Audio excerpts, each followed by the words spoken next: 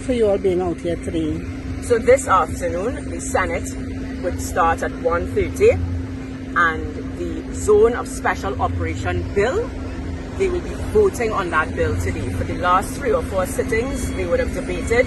Today, they are voting on it. Based on what happened last week, and I mean, at the end of the day, it's not the first time. Last year, we had 6-day police-involved killings. That does not involve shootings that left critical condition or anything. 6-day police-involved killings. But more so, I think what broke the camel's back is the fact that the Commissioner of Police yesterday announced that based on his investigation, the officers will not be going on suspension. He hasn't even told us whether their firearms have been removed and they've gone on desk duty. All he said is, don't judge. But we have seen enough footage to judge. We have seen hands in the air. We have seen a willingness to surrender.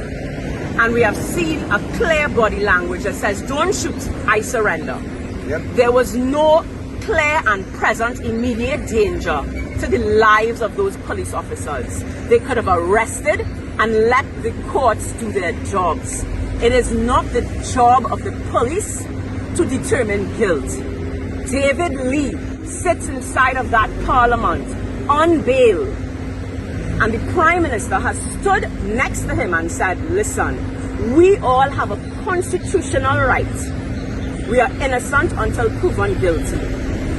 No police officer has the right to kill someone who does not present an immediate threat to their lives.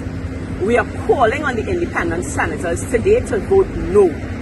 Vote no to ZOSO. We are asking the government to bring legislation to allow the Police Complaints Authority the powers of independent investigation and prosecution.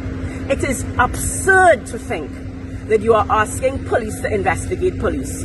It is crazy to think that you are asking himself to investigate himself and to recommend prosecution to himself.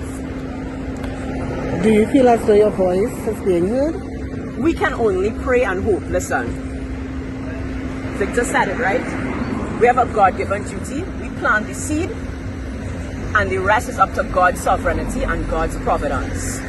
We are hoping that the last thing the independent senators see today as they walk into those chambers is this imagery to remind them why that bill inside of there is very dangerous. There's a reason our law requires that the government can't pass it without the support of the independent senators. And we are asking the independent senators, vote no.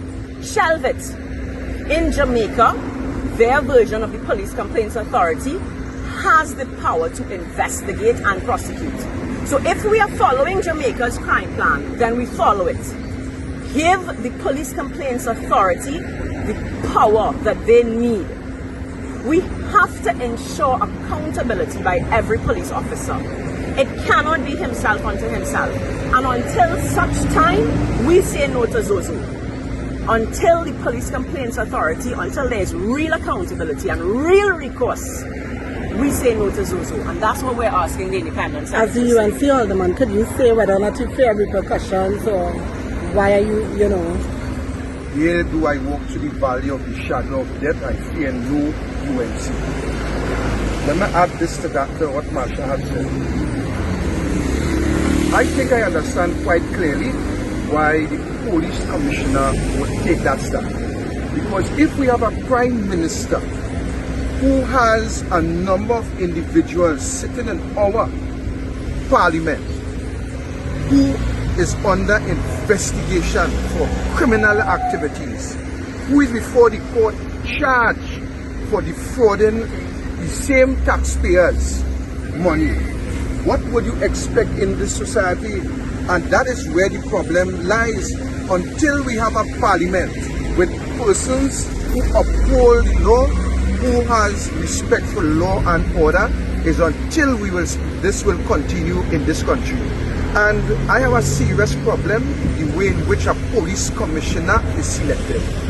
I think this should be done by an independent body. And when I mean independent body, I'm not just talking about the PCA, because the PCA makes what the Police Service Commission makes whatever recommendation they want. But when it reach across there, they veto, they skip from the merit list from number 1, number 2 to number 10, and they do what they want to do.